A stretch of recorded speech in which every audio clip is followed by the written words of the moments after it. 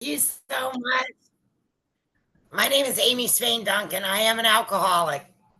My sobriety date is March 6th of 2010, and my favorite people are here. So these are my heroes. These are the men and women that I want to be like when I grow up. And it's a process to get there, right? And so I picked this topic because well, first, I'm not good at direction. I'm not good. That was one of my big problems when I got here is I can't follow direction. I don't think the rules apply to me. I'm always looking for an angle or shortcut, a loop in between, right? I don't want to follow the directions. And and with when I got here, March 6th of 2010, beaten into a state of reasonableness, right? Just I'm not a drunk who I should stop. I'm No. not that smart. I mean, the annihilation of all things worthwhile before it dawns on me that, drinking could be a problem and I should do something about it. I couldn't get off the ride, man. I was always looking for a way to beat the game, man. The great obsession of every abnormal drinker, right? It was huge in me that I would somehow control and enjoy. It was your fault. It wasn't the booze. It was his fault. It wasn't the booze. It was that booze, but not all booze. It was this booze, or it was that bar, or I mean, always, man, just struggling to place blame and continue to drink, defend my right to drink. Man, it was the hardest thing. I didn't want to give it up, and by the time I was ready to surrender, everything was gone. Everything was gone. There was nothing left. Estranged from the family, abandoned my children, did terrible harms to a lot of people, spiritually bankrupt. So, and that was the big deal, right? I know how to be poor. Yeah, and I can get real comfortable in uncomfortable situations. No car, no problem. No license, no problem. No insurance, no problem. No car, no problem. I know how to run an electric cord to the neighbor to get electricity if I have somewhere to get indoors. I know how to be outdoors. I get real comfortable in that. But those things didn't matter when I got here. Um, and I love our sobriety dates, and I love this phrase we use in Alcoholics Anonymous: something happened. See, March 6th of 2010, something happened in my life that is undeniable, and it's that I went 24 hours without a drink and was willing to get some help. And March 5th was no more horrific. Probably comparatively a good night drinking. I didn't go to jail. I didn't get beat up. I didn't beat anybody else up. It wasn't a bad night. Like my last night out there was just Groundhog Day. It was just another day, like the years, repeating itself. But March 6th, something happened. And I believe my friend Peter says that's when a loving and merciful God separated me from alcohol. And I have this sobriety date. And to anybody here counting days or new, something's happened. Something's happened. And I don't see that miracle when I first get here. I don't recognize it. I'm just kind of floundering along. But it was time to follow directions. It was time to follow directions. It was time for that surrender. That surrender, the ego quieted down, and I said, I don't know. And it was hard for me not to know. I'm full of plans and designs. I know how to get out of jackpot situations. And I've heard in Alcoholics Anonymous, I find God at the end of me. And March 6, 2010, I'd gotten to the end of Amy.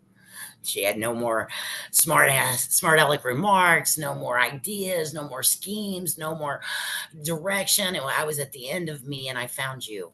And that's where God started to enter my life.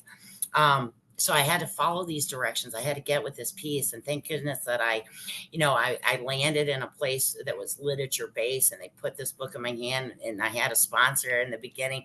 She was tough as nails, buddy, and I was going to follow directions if I wanted to stick with her, and I wanted to stick with her, and so I started following directions. The rules started applying to Amy. And I started doing the things, and I didn't ask a lot of questions.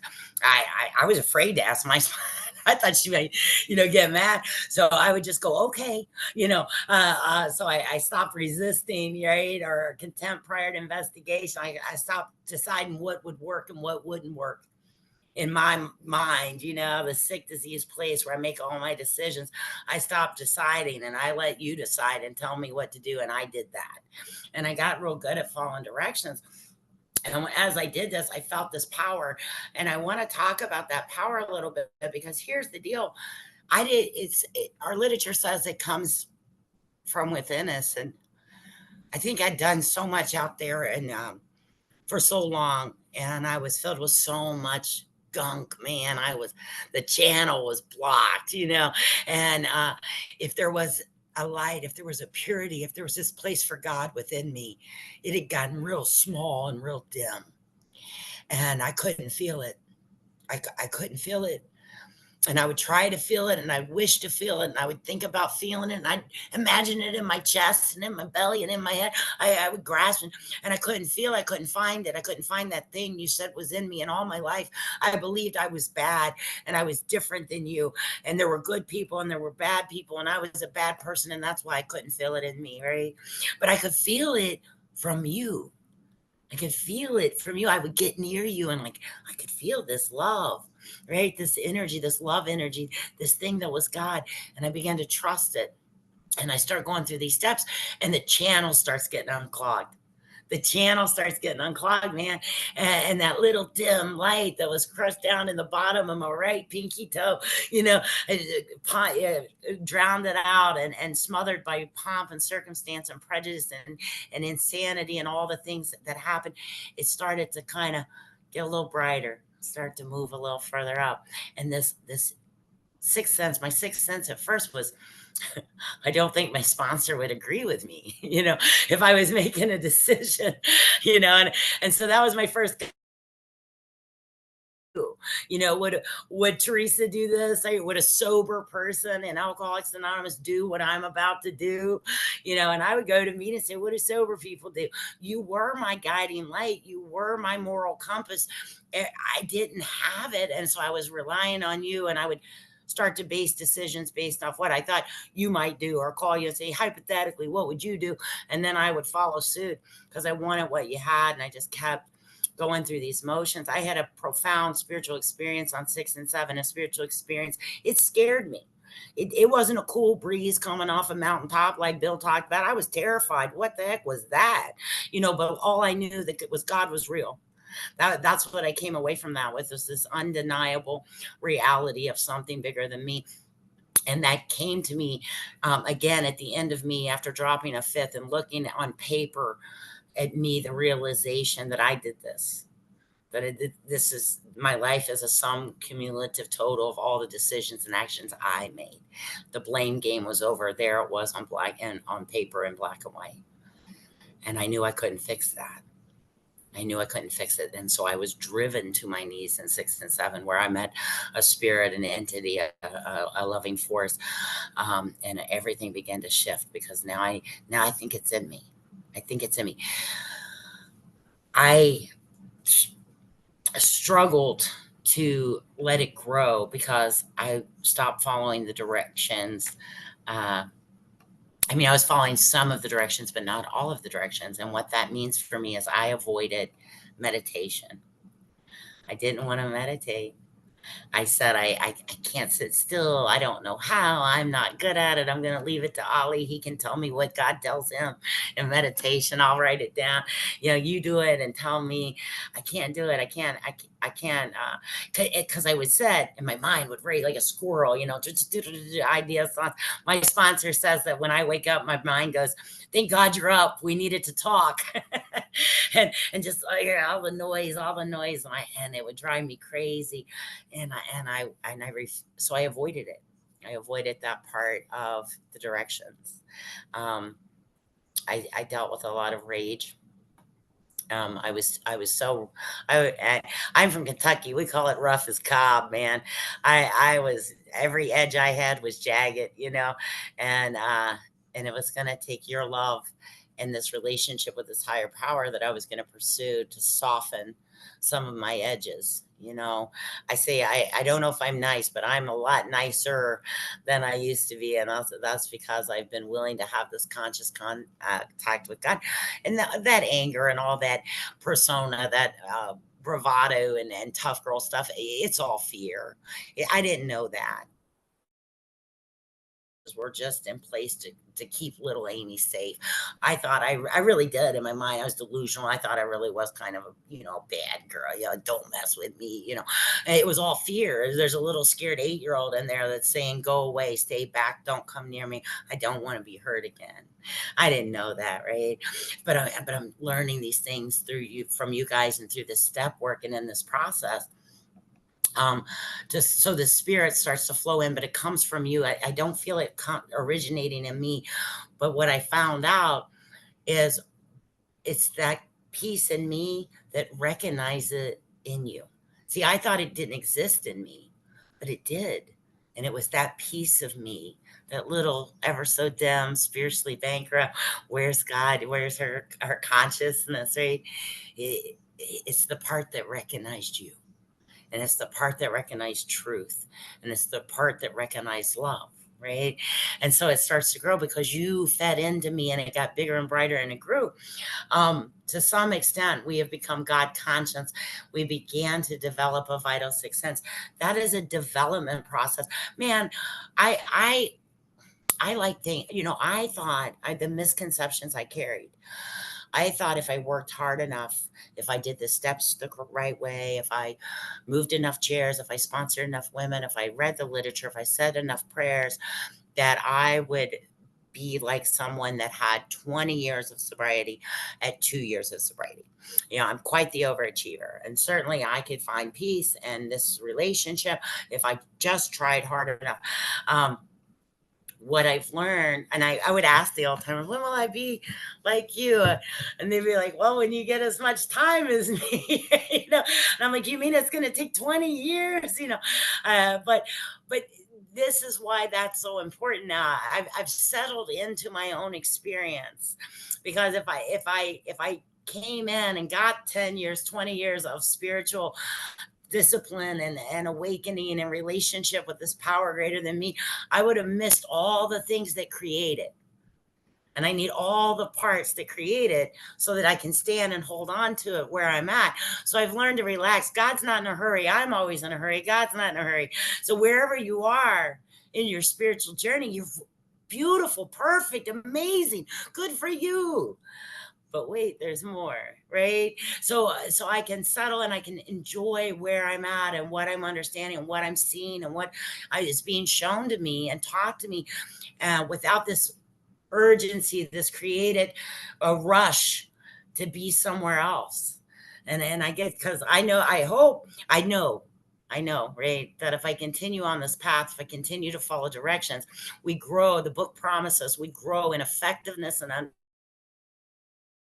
years from now, I might not give the same lead I give today, but I don't want to get there because I'm right here. And right here is amazing, and it's beautiful, and it's wonderful, and it's more than I could ever dream. So wherever you are, man, I hope you're right there.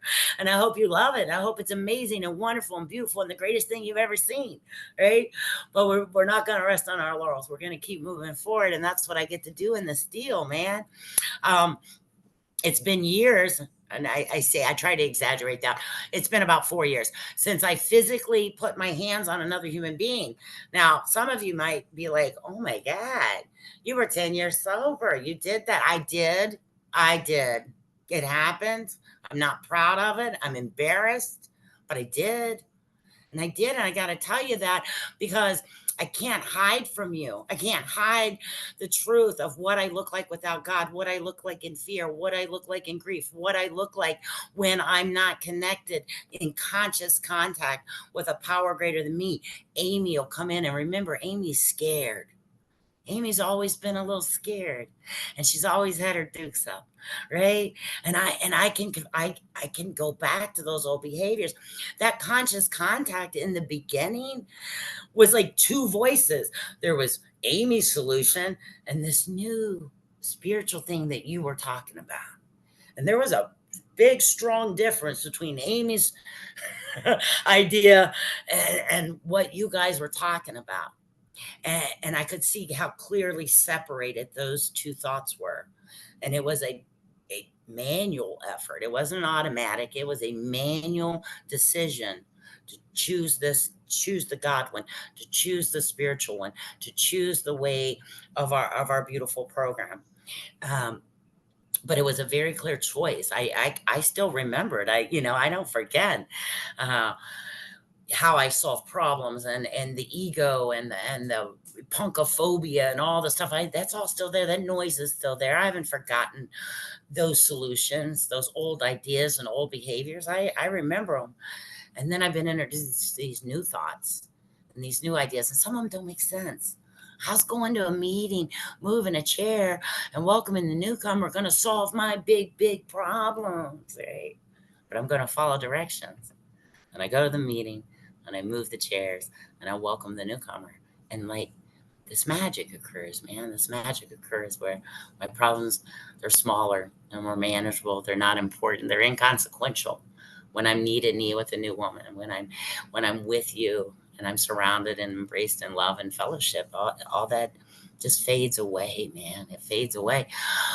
But in the beginning, that conscious contact was, there were two separate ideas and I had to pick, you know.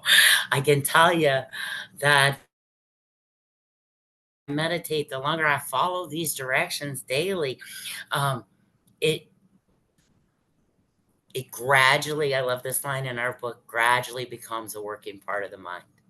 Now, I like to believe, mostly, the majority of the time, the spiritual solution comes first and it's loudest and it's evident and it's most obvious. And then I can almost, if I try real hard, remember how that woman that got here on March 6th, 2010, what she might have done. And I can laugh about it and I can say, it's okay, sweetheart, we've got it. you know, but this balance shift between these old ideas, these old behaviors, these old fears, where I'm running on instinct, where I'm not connected with God, where I haven't where I still struggle with, maybe it'll work for you, but what about a girl like me? Or I'm agnostic in different areas of my life. Well, God's going to take care of this, but he's not going to take care of that. Right. I want to put this great big God. It's like the genie on Aladdin. I want to see this great big God and put him in a little bitty bottle. He doesn't fit there, man. But I'll try to compartmentalize that. But it shifts and it changes. The longer I do this, the longer I walk this path, the easier the spiritual choice becomes, the louder that becomes. It gradually becomes a working part of my mind over a series of one day at a time, following the directions, you know. I want to talk just briefly about meditation. I told you guys, I'm still not good at it. I'm still not good at it. Some days I think, oh man, I think I was there for like 10 seconds. That was awesome. You know, but it's a spiritual discipline. The brain is a muscle. I'm a nurse. The brain is a muscle. I got to exercise the muscle. So I'm going to exercise this muscle. The plethora of tools and aids and avenues and roads that that speak to meditation, especially in today's day and age. I started with like YouTube. I Googled 2-minute guided meditation and thought, wonder if I can sit still and listen to something for 2 minutes, and I would work on that. And my spiritual life has taken on its own life. It's its own thing. If you're squirrely, like, and I mean, some of our folks, man, they're spiritual giants and they study this stuff, man. They get into it. I'll spin out. I'm just not that smart. I think I was listening to Alan Watts one day. He's deep, man. I had to call Ralph. I was like, Ralph, I don't know what this dude's saying, man. Like, I'll get squirrely. And so if you get too far off in your meditation, I want to suggest Shoemaker's poem, My Place is by the Door. And so if I go too far in, I won't hear the cries of the men and women at the door. And my place is by the door. And the other part of that, they get so kind of it's self-obsession of the alcoholic, right? My meditation, my relationship with God, my understanding, my manifestation, my journaling, my mind. I'm like, when's the last time you gave a newcomer a ride, man? When's the last time you made some coffee in a church basement? Like, because alcoholics, man, I'm extreme one way or another. It's hard. This program is about is a program of action. Um, my meditation, I love it, man. It's brought peace into my life that I can't explain. It's changed me on a cellular level, but the purpose of it is to fit me for maximum service. So I still got to be at the door, man. I still got to be making the coffee. I still got to be shaking the newcomer's hand. This is where the magic is. I always say, and I'll say tonight, the portal to the fourth dimension is behind the door marked inconvenient. That's not why not all of us. It's not crowded back there. Right? Be inconvenienced, man. Go out of your way. Think of somebody else. There's nothing more spiritual you can do than give your perfect time and attention to the child of God standing in front of you in a way that you can be helpful. Nothing feels better, man. Nothing feels better. Um, when I was doing early in recovery, I was doing 10. I was praying in 11. I was getting busy helping people. They say I 12 stomped women because I wasn't meditating. So I didn't feel compassionate and loving and connected, right? But if I'll follow the directions that I'm connected, and if I'm connected to you, I'm less likely to cuss you out. I am you and you are me. I am probably gonna the chances of me harming you have gone way down, right? If I think you're me. Because why would I do that, man, in this world where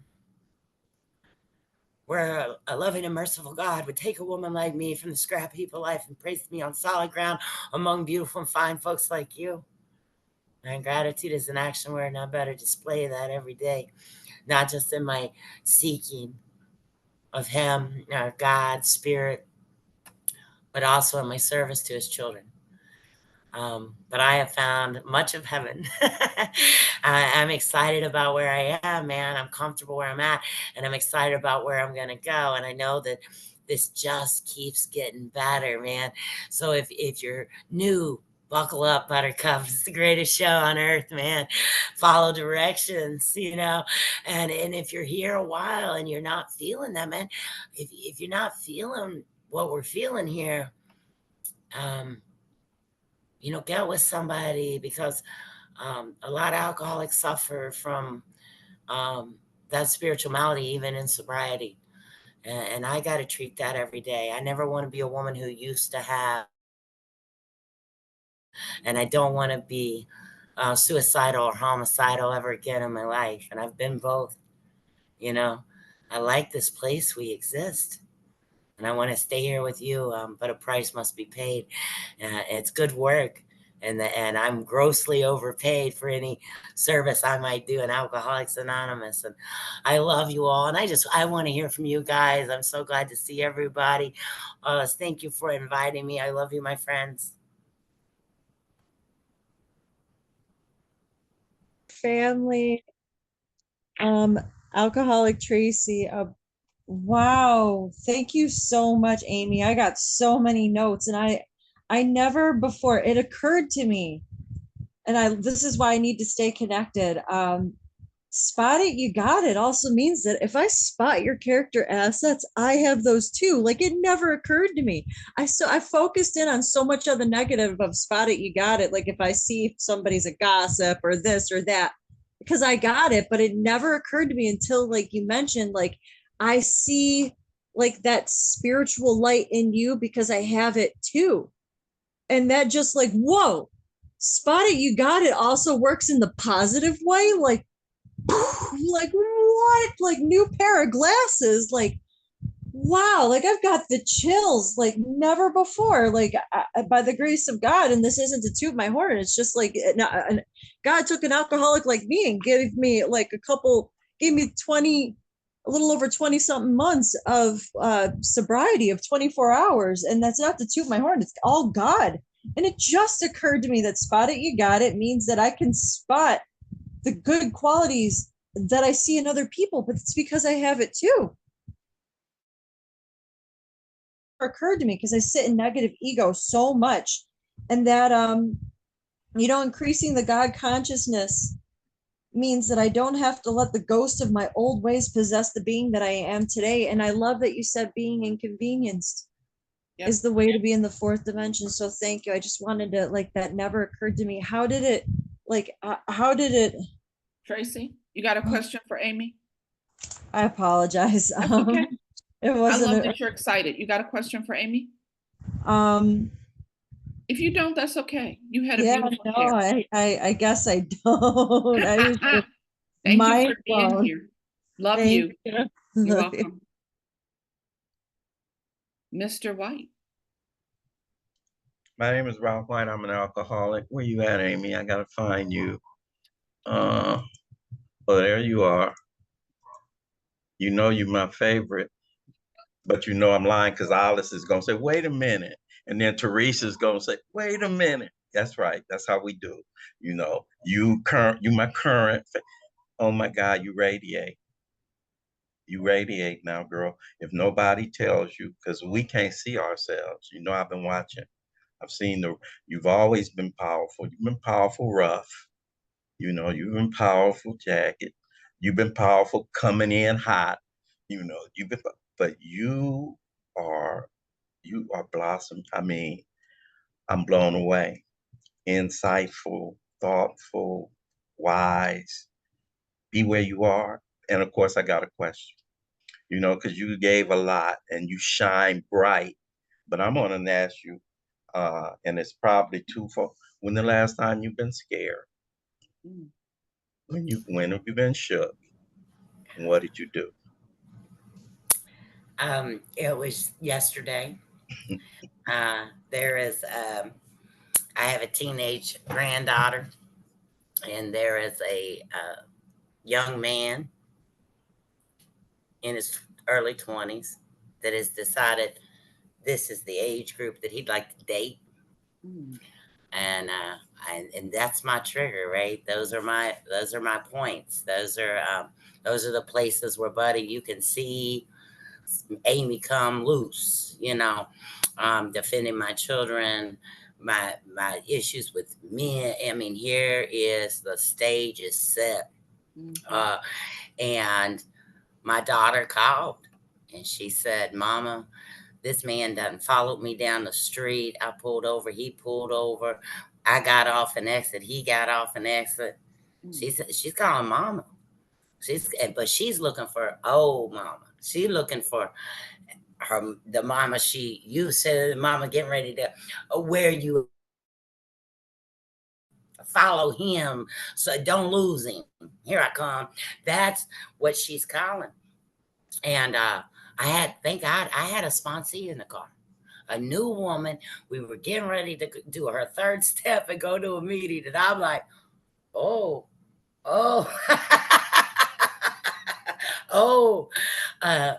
And I said to my daughter, I said, baby girl, I have a sponsee with me and I'm getting ready to go to a meeting, and I need to go to this meeting.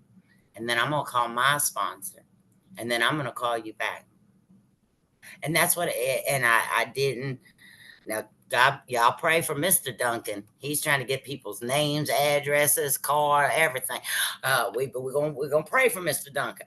But my husband, he's ready to go. But yeah, I was scared yesterday. But again, like I didn't have the solution. I had a solution, probably, but it wasn't the right solution. But that's what I was talking about. I recognize that doesn't work in this spiritual place where I live, this place where God's taken me. That's not useful, right? We can't harm us. I'm hearing all that, and I don't know what the right answer is because the situation is, kind of complicated. But what I do know is I'm gonna go to this meeting. I'm gonna sit with y'all for an hour. I'm gonna be in the solution. I'm gonna drop this sponsee off, and then I'm gonna call my sponsor and other members of Alcoholics Anonymous. Our book says we talk to each other and reason things out. The meditation allows me to pause so I can come up with those next moves instead of just that knee jerk, a reaction to life. Now, meditation allows me an opportunity to respond to life through the pause. But yeah, I can't believe you said it. Yes, yesterday. And you know what? I didn't, the little boy fine, the young man, he's fine. And nothing happened to him.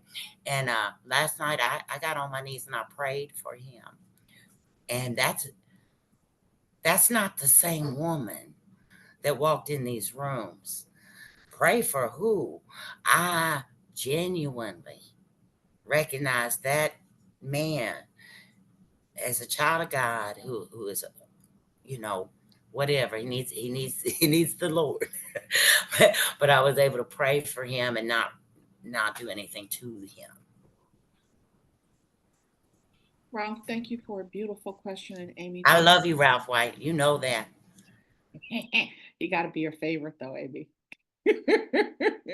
Okay, Nash, come on in. Everybody, Nash Alcoholic. Amy, thank you. My question is in regards to staying in the here and now of the program and being grateful for where your life is at this particular moment.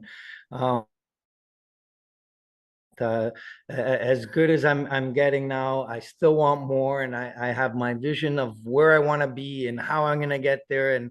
And how do you stay in the here and now? Is it a combination of meditation, prayer? Is there something that works for you that I can't, I can maybe practice?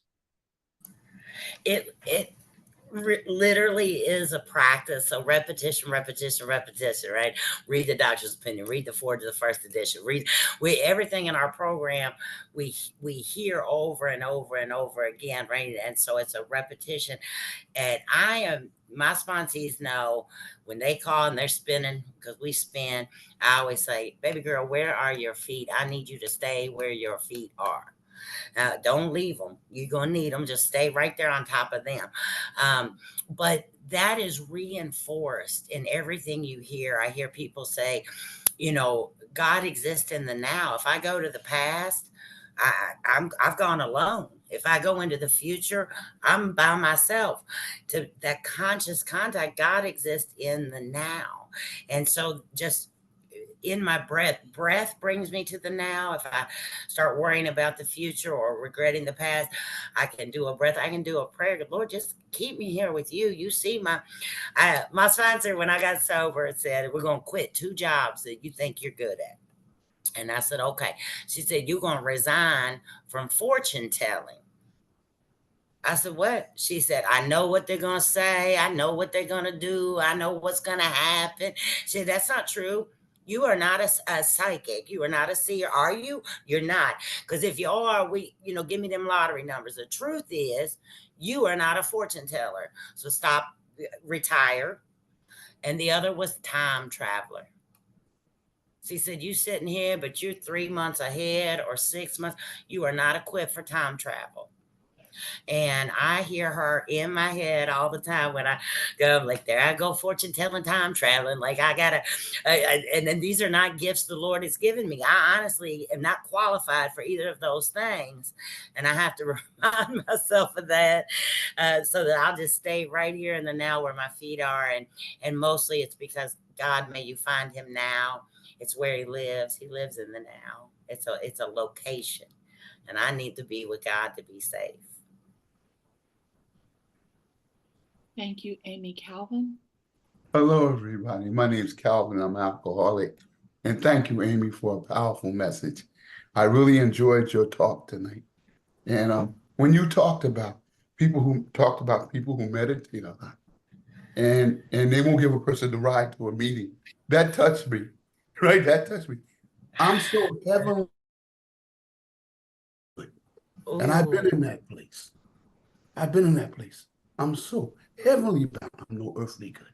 And I thought about that when you said that. And I appreciate your talk tonight. And thank you for coming tonight and sharing. Thank you, Amy. Calvin, thank you. And congratulations on your sobriety. Thank you. Happy 38, Calvin. Jared, please come in.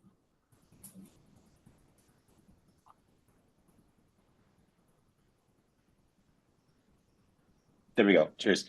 Hi guys. Thank you so much, Amy. Thank you so much for having me. Is almost 2 in the morning. I noticed it's a Canadian email. I just emailed. My point is, I'm now, I guess, 3 days sober. So I'm very happy to be here. I'm very happy to hear the message that Amy had and the rest of you have been sharing. I'm being too loud, probably. My question to you, Amy, and one thing struck me. I made a number of notes. The one thing I would like to ask you is, my name is Jared. I'm an alcoholic, because I wrote that one down too. I am you. You are me. I've had this overwhelming sensation for most of my life that the golden rule is great in every aspect of the word, even though I've been agnostic myself in more or less most of my dealings. The golden rule makes a lot of sense, because what if the other person was me? And so I'd like you to just, because I have my own obviously opinions on that phrase that you said out loud. I'd like you to explain where you became familiar with that sensation, I guess. Thank you, Jared. And congratulations on 3 days. That's amazing. So the ego causes separation. That's the ego's job, right? The ego is always like scanning the horizon for its next battle, right? A hilltop it can die on, right? And so the ego immediately says, I am different than you. They don't understand. I'm all alone, right? So it causes separation. It's what it does. I got sober in a women's homeless shelter. And I don't know if you know anything about women, Jared, but we can be pretty petty and catty, and oftentimes to one another. And so to kind of dispel us from doing that, they would say, I am her and she is me. And so that when a woman was in front of me, I am her and she is me. So now we're connected now. And so it began, the seeds of those thoughts and ideas, recognizing connection, was put into me, right? And over the years, like I said, through the following the instructions, working the steps, clearing out the garbage, I'm able to connect with people more and see us all. And our literature speaks to it. You know, we're all God's kids, right? And everybody's got a right to be here. And there's a bit of bad in the best of us, and there's a bit of good in the worst of us. And just kind of leveling the playing field. Our book talks about walking shoulder to shoulder, right? Means I'm not higher than, I'm not less than, I'm shoulder to shoulder. And one of the greatest phrases I've been using in meditation now,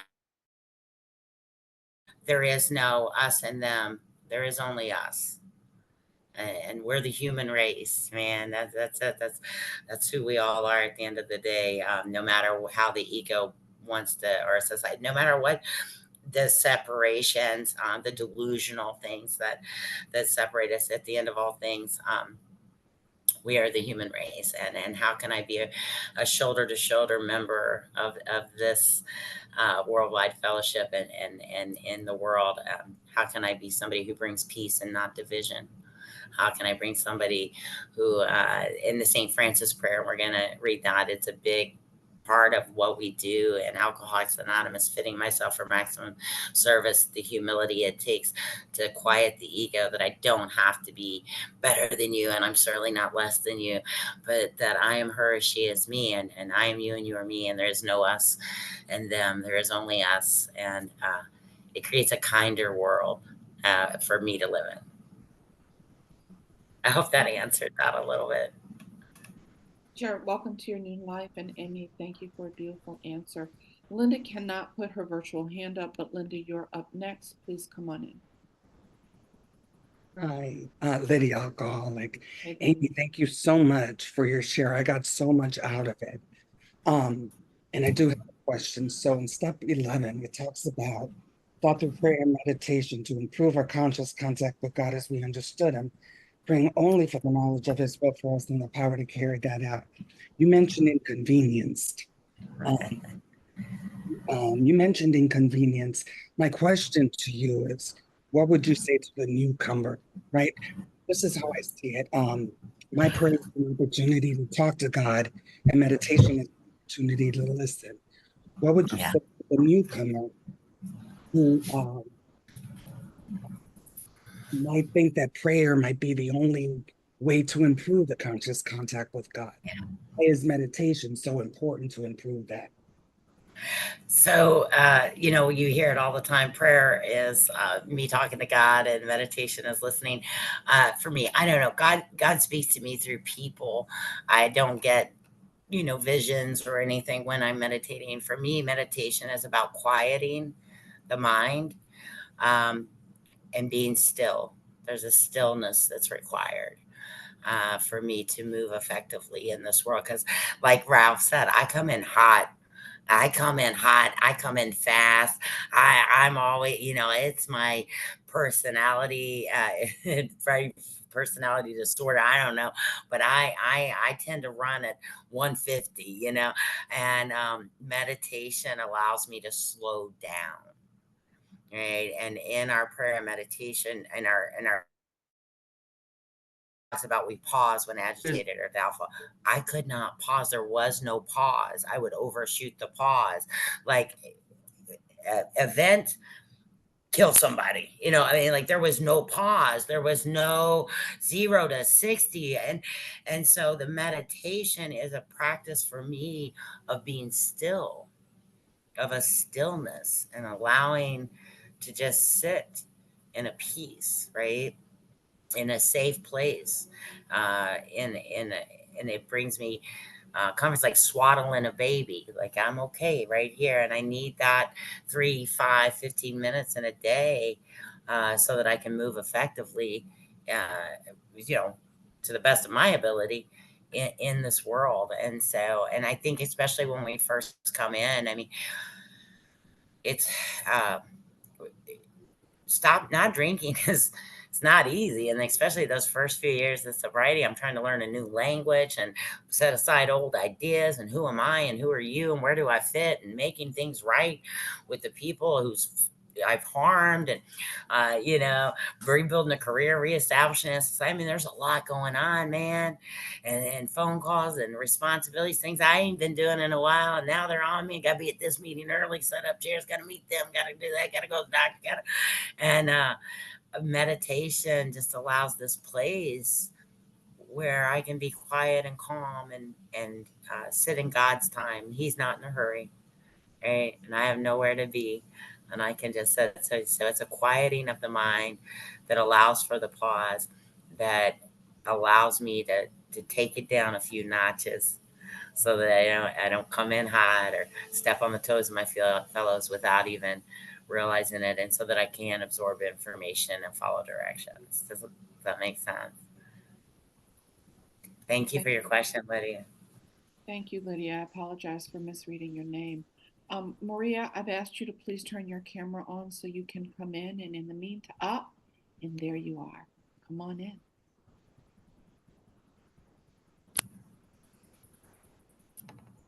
You're still muted, sweetie. Good evening, everyone. I'm Maria, alcoholic. I want to thank the Fellowship of the Spirit for always having an amazing meeting. I'm a newcomer to this group, and I gotta tell you all that Amy, thank you for sharing with me, with us tonight. And I love when you say I found God at the end of me. And my question is, the end of me, when we walk in sobriety, and it's very challenged spiritually, very challenged. And I just don't know what to do with that many times. I'm following the directions and I'm keeping the ground where I am, but it still is very challenged. It's almost like fighting an enemy. And is there any suggestion that you can give me? Thank you. Yeah. Thank you so much, Ria. Congratulations on your sobriety. Early recovery is uncomfortable. I mean, and not that sober people don't get uncomfortable. We get uncomfortable, but we know it's going to end. In the beginning, it's like I always say, I hung out with people that were like, hey, I'm so glad to be sober. And I just thought, what were you drinking? This doesn't feel good. Man, I did not.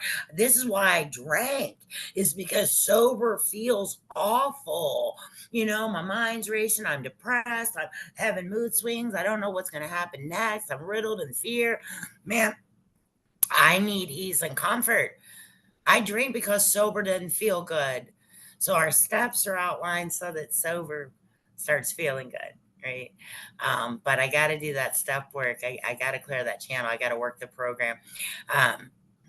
But I did not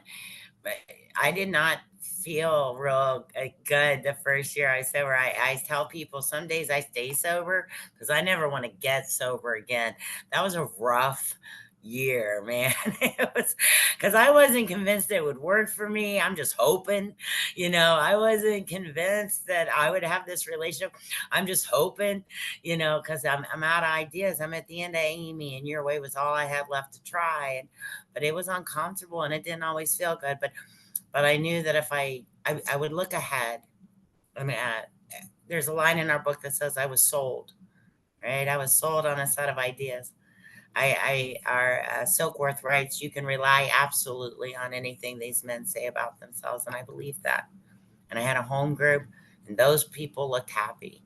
And I believed that if I did what they did, then maybe, just maybe, I would be happy too.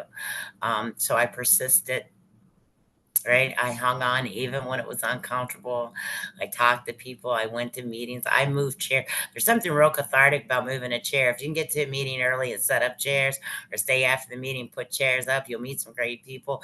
And that action, move a muscle, change a thought, it would get me through. And sometimes it was 1 hour at a time, or this meeting to that meeting, or breakfast to lunch. And then at night I would go to bed. And I did try early to really start developing a attitude of gratitude.